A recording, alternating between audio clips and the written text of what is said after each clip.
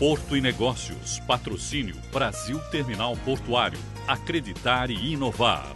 Apoio Grupo Gelog, Grupo Iamã. Apoio institucional Concais, Porto de Santos. Realização Santa Cecília TV, 22 anos.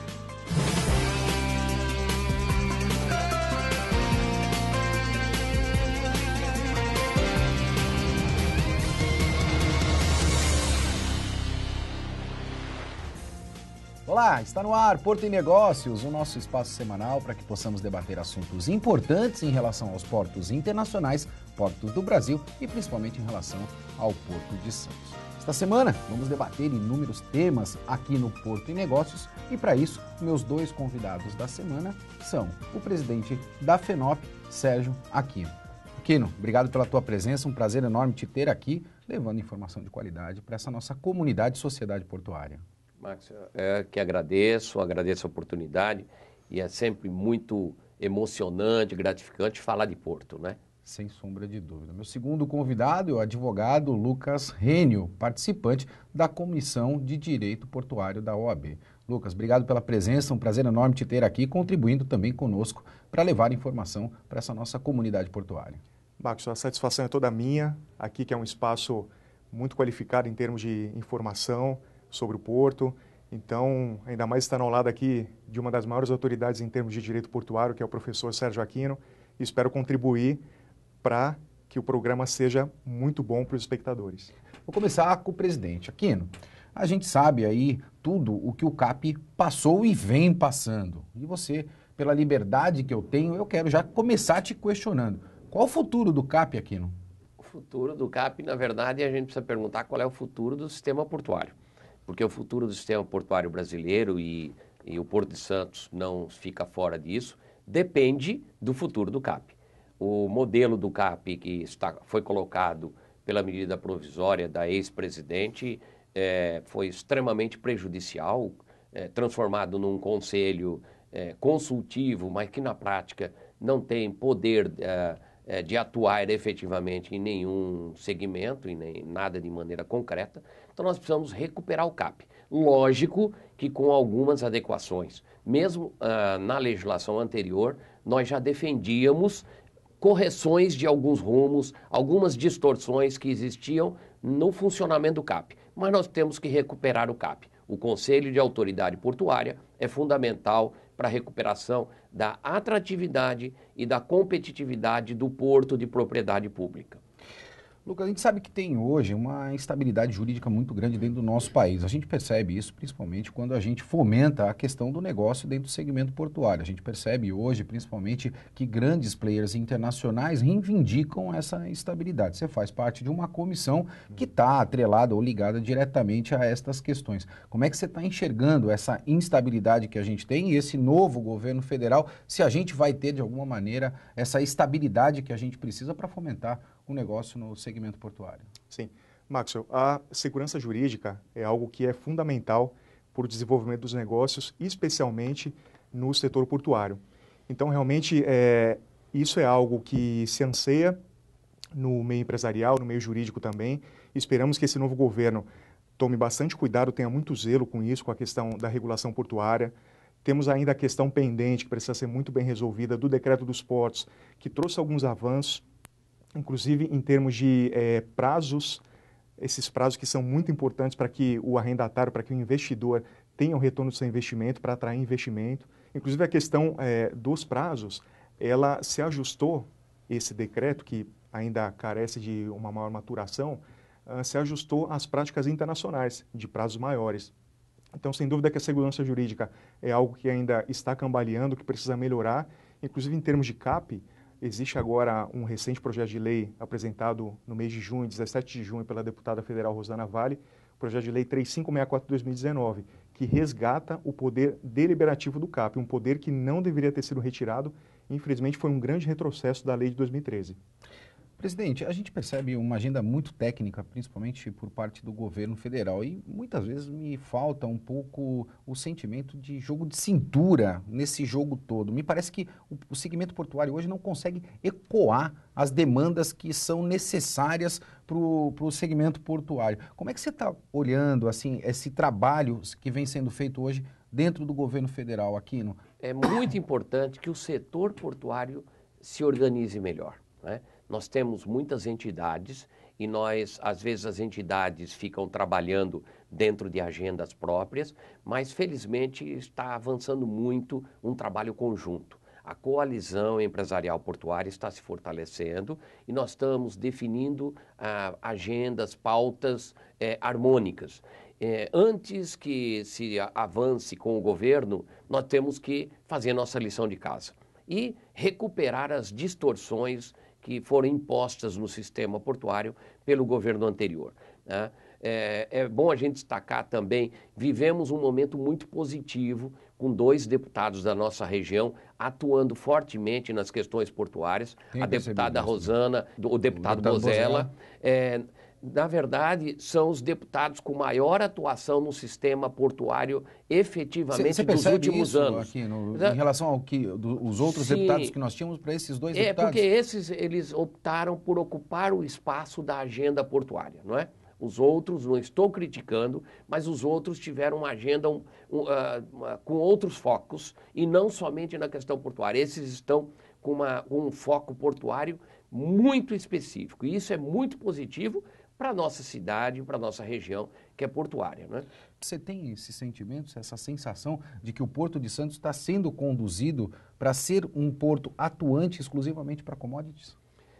Nós ainda temos bastante força também no container, mas você tem razão, os engessamentos que foram colocados no porto propriedade pública, porto organizado, e a forma como as coisas são decididas fora daqui, né? Nós não temos mais a condução do processo, desde a medida provisória 595, tem feito uma evasão de cargas de maior valor agregado, como containers, por exemplo, para Santa Catarina e para Paranaguá, né? Nós precisamos recuperar a gestão local, precisamos ter a administração portuária efetivamente enxuta, profissionalizada, não é? O presidente Tércio está enfrentando uma série de temas, porém, além do que ele está enfrentando de profissionalizar e modernizar a administração portuária, nós precisamos recuperar as competências locais, para que a empresa pública, com conceitos de administração privados, tenha efetividade. Por que eu digo isso? Porque essa questão de privatizar a administração portuária também está contra as melhores práticas mundiais. Não existe nenhum porto de grande representatividade e competitividade no mundo que seja administrado por empresa privada. Me parece que é uma unanimidade no Porto de Santos a questão também da ligação seca, ou seja, todo o Porto de Santos é contra a ligação seca através da ponte. Existe uma agenda, principalmente da Codesp, para a ligação ser feita através do túnel. A gente não anda sempre na contramão absoluta de tudo aqui, não? A ligação seca foi discutida de maneira bem profunda em 2009, né? E, na verdade, nós não éramos inovadores, porque ligação seca... Os primeiros trabalhos efetivos foram desenvolvidos por Prestes Maia em 1950, né? Que definiu que a melhor ligação, o melhor local para ligação seca era na região Saboia do Barnabé, aquele local, né? Se é ponte ou túnel, em 2009 os trabalhos técnicos indicaram que a melhor solução seria túnel. Sim. Né? Porque o draft aéreo, você não tem... limitação. Você não deve ter limitações com relação a isso. Mas, na verdade, hoje dá para você até calcular o draft aéreo em função das dimensões dos navios que poderão aportar o Porto de Santos em função das curvaturas do seu canal. A maior preocupação ali talvez não seja só no draft aéreo, seja nos locais onde os pilares da ponte estarão em relação a crescimentos de berços de atracação dos dois lados. Essa questão, eu acho que não é aquilo. Não foi muito bem resolvida em termos de diálogos e de continuidade do planejamento. encerrando, em 2009 já se debateu isso foi abandonado, o governo do estado abandonou isso, resolveu discutir um túnel no meio do canal, aqui na bacia do Macuco, e agora retomou a discussão, o tema, sem conversar previamente. A gente abandona planejamento e abandona diálogos. Dá nisso que está aí. É o que a gente percebe. Doutor, o senhor é favorável à questão dessa ligação seca ou você acompanha o segmento portuário no qual isso deve ser melhor debatido e discutido? Maxwell, o Dr. Sérgio Aquino falou em termos de planejamento e realmente, infelizmente, no Brasil temos essa má cultura de correr atrás do prejuízo. Nos principais portos do mundo, o planejamento é feito pensando nas próximas décadas, olhando-se muito para frente. Então, o que eu espero, independentemente de ser uma ponte ou de ser um túnel, penso até que o ideal, pensando internacionalmente, em termos de tecnologia, de resultados, seria até um túnel. Mas, independentemente de ser uma ponte ou um túnel, que seja algo discutido profundamente, principalmente, repito aqui, ouvindo a comunidade, ouvindo numa legítima relação porto-cidade, o que é melhor não só para o Porto, mas também para a cidade de Santos, para toda a região. Como diz juridicamente, eu vou acompanhar os dois relatores aqui, né? Está bem claro de que isso precisa ser melhor debatido e melhor discutido para que não haja impactos dentro do segmento portuário. A gente vai para um breve intervalo, mas antes, não esqueça de acompanhar o nosso destaque portuário. Roda a vinheta.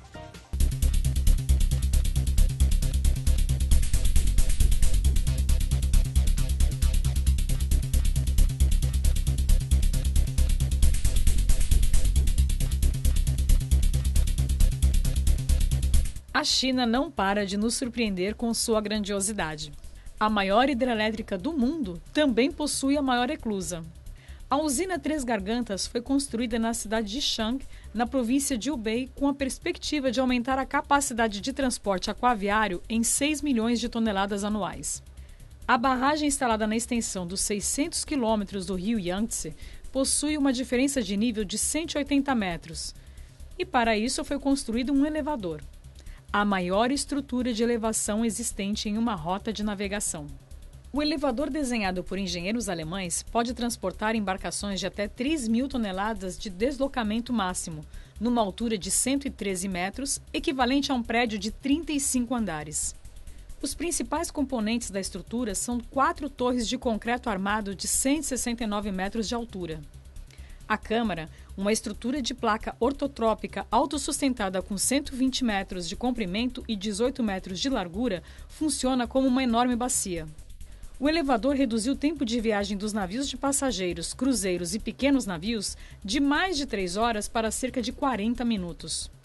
O complexo da barragem das Três Gargantas, além de produzir energia para 60 milhões de habitações chinesas e permitir a movimentação de cargas e passageiros, ainda tem como maior missão evitar as constantes inundações do rio Yangtze, que só no século XX mataram 300 mil pessoas. Para os chineses, não só a grandeza do projeto e os resultados financeiros importam, mas sim utilizar o melhor da tecnologia para proteger a sua população.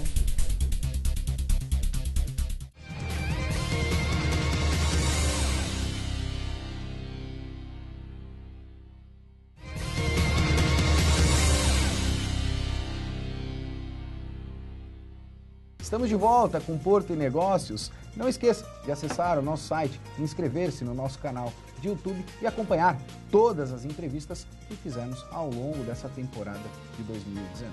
Esta semana recebo aqui nos estúdios da Santa Cecília TV o presidente da FENOP, Sérgio Aquino, e o presidente da Comissão de Direito Portuário da OAB, Lucas Rênio. No último bloco nós debatemos inúmeros temas e eu quero agora abrir um novo tema. Na verdade, abrir capital, presidente. Vou começar pelo senhor. A Codesp vem anunciando esta possibilidade de abertura de capital. Isso é possível? Maxwell, eu tenho já debatido esse tema em alguns outros locais e eu gostaria de colocar as posições do Banco Mundial, para não ficar parecendo que é uma posição pessoal. Primeiro, tecnicamente é lógico, você pode abrir capital de qualquer empresa, né? Mas para você abrir o capital de uma empresa, você tem que tomar uma série de medidas antecedentes. E, por exemplo, você tem que sanear o passivo da empresa, né? Você tem que organizar, você tem que criar um ambiente que haja atratividade para o investidor privado que quer ter resultado onde ele investe, ter interesse nessa empresa. Então, tecnicamente, qualquer empresa é passível de abertura de capital. Porém, o Banco Mundial recomenda que este não é a melhor prática para a administração portuária, né? Aliás, ele diz que existem raros casos, são casos muito específicos de portos pequenos, situações localizadas, mas o Banco Mundial diz o seguinte, olha, é absolutamente conflituosa a relação de propriedade pública de um porto com investidor privado. Por quê?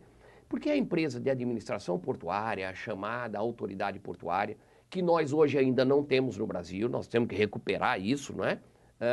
Ela tem uma função de desenvolver negócios, mas também de gerar o fomento da atividade, de atividades periféricas na região, no estado. E sempre para terminar da industrialização, para terminar, e é para outras coisas. Para terminar, eu queria mencionar um dos itens que consta do Estatuto Social do Porto de Roterdã, que é uma empresa pública de propriedade 100% pública, 70% do município de Roterdã, 30% do governo da Holanda.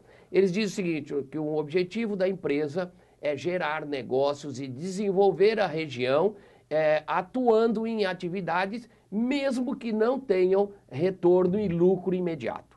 Então, por isso, para finalizar, abrir capital de empresa administradora portuária é contra a recomendação do Banco Mundial e dos trabalhos técnicos da Comunidade Econômica Europeia. Tua posição, Aquino, você é a favor ou contra? Contrário. Doutor, o Aquino falou que tecnicamente existe essa viabilidade, mas se for, de alguma maneira, agenda por parte da Codesp fazer esse tipo de abertura de capital, você enxerga viabilidade jurídica nisso também? Maxwell, o caminho jurídico é viável. Agora, lógico que eu penso que a maior dificuldade não é no caminho jurídico, por existir essa viabilidade, mas sim em todo o entorno, inclusive no que precisa ser feita, a lição de casa que deve ser feita para que isso se desenvolva. Então, vemos aí, inclusive, um movimento já de planejamento nesse sentido, em termos de PDV da Codesp, porque existe um quadro muito inchado mesmo de funcionários, e uma série de outras iniciativas. Agora, juridicamente falando, o caminho é viável, sim. Presidente, a gente percebe hoje que existe uma demanda bastante acentuada de desemprego dentro do Porto de Santos. E a gente também tem hoje uma questão de commodities e de ter um corredor de exportação. Eu tive aqui um gestor da Eldorado de Celulose, onde ele já está escoando carga por outros portos. Está faltando a perna do negócio? Como é que a gente fomenta o negócio no Porto de Santos, uma vez que você lembrou bem de Rotterdam, que é um porto que foca o negócio? Isso é consequência, isso não é causa, é consequência do modelo portuário errado que nós temos hoje no Brasil, onde esvaziou toda a gestão local, tudo é comandado por Brasília, não é? E, portanto, o gestor local não tem nenhum jogo de cintura e não tem interferência nos negócios, por mais esforço que o presidente atual está empreendendo, ele vai enfrentar. Agora, para consertar isso, não temos que consertar somente a legislação portuária. Temos que consertar a legislação portuária, mas temos que consertar outras coisas, né? Por exemplo, não é possível que o sistema portuário dependa de licitação pela Lei 8666. Não é possível que o TCU continue sendo agência reguladora, né, do sistema. Temos que desamarrar isto e dar liberdade ao gestor local, liberdade à estrutura da comunidade portuária local. Aí ela vai disputar cargas. E para avançar um pouquinho mais, ela vai poder fomentar outros negócios, porque os portos reduziram postos de trabalho no mundo inteiro, na atividade portuária. Só que os portos do mundo incentivaram atividades logísticas, inclusive fora do porto, na região, né, ou em outras regiões, para poder gerar outros postos de trabalho. Mas eu não percebo isso acontecendo em Santos, honestamente falando. Aqui, a gente tem uma região que era muito industrializada no passado, que era Cubatão, e a gente percebe que não existe aí leis para que facilitem, principalmente a implantação de indústrias dentro da nossa região. Isso vai fazer parte da agenda do governo federal aqui? Você acredita honestamente que isso venha a ocorrer? Então, volto a dizer, isso não pode estar na agenda do governo federal, isso tem que estar na agenda local.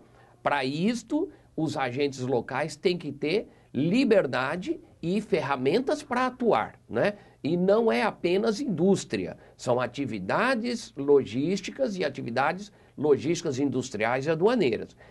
Como nós temos todo um sistema local esvaziado e uma distância da relação cidade-porto, como disse o Dr. Lucas, o CAP, que era o grande instrumento, está aí semi-morto, né? Então, nós não temos instrumentos locais para fomentar isso. Nós temos que recuperar o modelo. Doutor, muito se fala em privatização, né? As pessoas acreditam, e principalmente quando a gente conversa na rua, de que vai privatizar a Codesp, e a privatização é, de alguma maneira, a iniciativa privada a assumir absolutamente a Codesp. Isso vai acontecer? Maxon, não há dúvida de que o capital privado é muito importante para o desenvolvimento. Se em 93 não tivesse sido tomada essa decisão e a legislação não tivesse sido modificada com a Lei 8.130, os portos brasileiros já estariam à margem do comércio internacional, porque naquela época existia uma operação estatal, os portos sucateados e falta de competição intraportos. Então, sem dúvida, o capital privado é importantíssimo, a visão da iniciativa privada. Mas é importante não perder de vista o que o Dr. Sérgio Aquino disse, da questão do modelo de governança, do modelo de gestão que é aplicado nos principais portos do mundo. Então, um modelo em que o Estado está em sintonia com o capital privado. O Estado cuida da parte de infraestrutura e de uma série de outras questões, e o capital privado entra com a sua visão e com o seu poder para desenvolver a atividade. Então, talvez o ideal não seja a privatização, mas sim uma manutenção mais sadia, com uma visão mais integrada, mais futurista da gestão do porto. Presidente, quando a gente fala em privatização, a gente está falando de privatização de serviços dentro do segmento portuário, que hoje são geridos pelas companhias docas pelo Brasil todo, para que a gente possa, sim, ter agilidade para competir com um mundo tão globalizado como nós temos hoje em 2019, Aquino? É isso? Marcos, nós temos um problema sério no Brasil, né? A gente vive sempre dizendo por que esse país não dá certo, né? A gente vive com oportunidades, agora vai, agora vai. Na minha visão, o Brasil insistentemente não dá certo porque nós temos um hábito de querer fazer as coisas na contramão do que os outros fazem, né? E já ouvi muito esse papo, mas o Brasil é diferente. Exatamente, é diferente em quê? Em querer fazer ao contrário do que os outros fazem. Já me deram um nome para isso, Aquino. Uma vez me falaram assim, você precisa tropicalizar soluções. Não existe tropicalização, né? Você tem que acompanhar as melhores práticas mundiais. Ou o Brasil, né? Ou nós brasileiros assumimos que nós precisamos adotar as práticas dos países que são vencedores, ou nós vamos continuar sendo perdedores. Esta é a realidade, não é? Se a gente tivesse um caso de vitória, falar, não, nós fizemos um modelo próprio nosso e somos exemplo de sucesso. Me apresente um, né, que seja contrário ao que o mundo pratica. Então, a primeira coisa que nós temos é pegar o sistema portuário e adotar as melhores práticas mundiais. O Banco Mundial publicou um trabalho excelente sobre isso, é um kit de legislação e de critérios de como você faz a modernização portuária, e ele recomenda o que do mundo inteiro existe. O modelo portuário de sucesso é o landlord. Sim. De cada 5 portos do mundo, 4 são landlords. Os que não são landlords ou são portos pequenos, sem grande relevância estratégica do país, ou nós temos 2 casos de tentativa de caminhos diferentes que não se apresentaram como de sucesso. Um caso é o caso da Inglaterra e Nova Zelândia, que por deficiência do sistema, no governo Margaret Thatcher, eles venderam as áreas portuárias e lá só tem TUP, só terminal privado. Outro caso é a Austrália, que tentou privatizar administrações portuárias, fez concessões por 99 anos, outras por 50, já parou o processo. Por quê? Porque aumentaram os custos, houve verticalização, houve distanciamento da relação cidade-porto, então os próprios diagnósticos mostraram caminhos inadequados. O que nós precisamos? Resolver o nosso problema, adotar as melhores práticas mundiais. Melhores práticas mundiais não existe administração portuária privada. Existe administração portuária pública, porém, sem influência política partidária, com critérios de profissionalização. Conforme o Dr. Lucas disse, a Codesp, por exemplo, ela é hoje uma empresa inchada, ela tem quase que o triplo de funcionários que qualquer porto do mundo que opera o que ela opera tem. Ela tem amarras e ainda continua com dependências políticas. Por exemplo, hoje nós temos uma diretoria técnica baseada numa decisão política.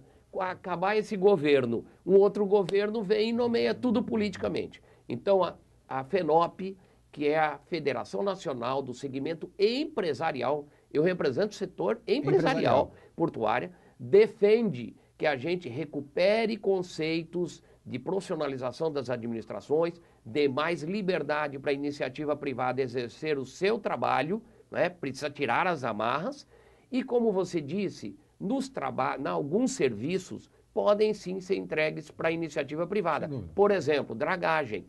Isso não se confunde com a administração portuária. Nos Estados Unidos, por exemplo, quem faz a dragagem dos portos não é a administração do porto,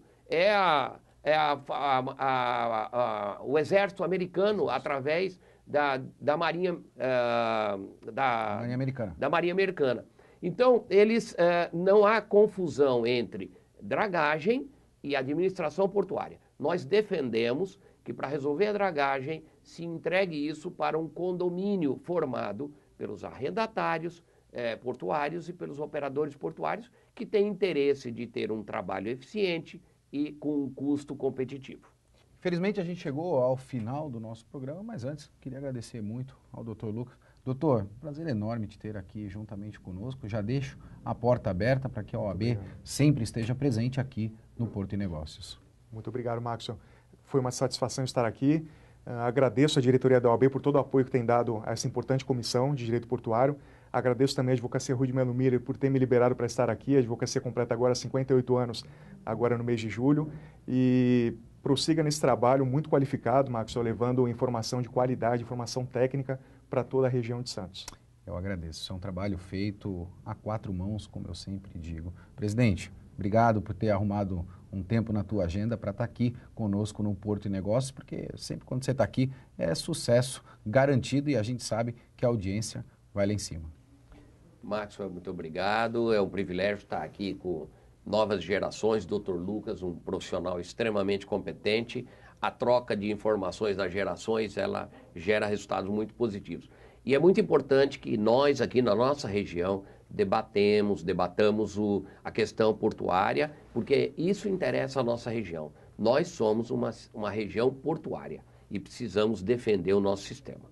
É isso aí, presidente. Como a gente bem sabe, a grande locomotiva da economia regional é o Porto de Santos. Porto e Negócios vai ficando por aqui e lembre-se, o sucesso é a soma de pequenos esforços repetidos dia após dia. Um forte abraço e até semana que vem.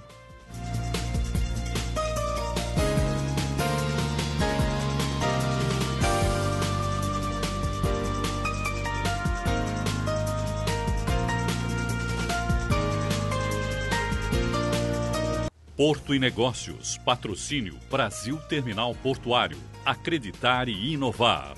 Apoio Grupo Gelog, Grupo Iaman, apoio institucional Concais, Porto de Santos. Realização Santa Cecília TV, 22 anos.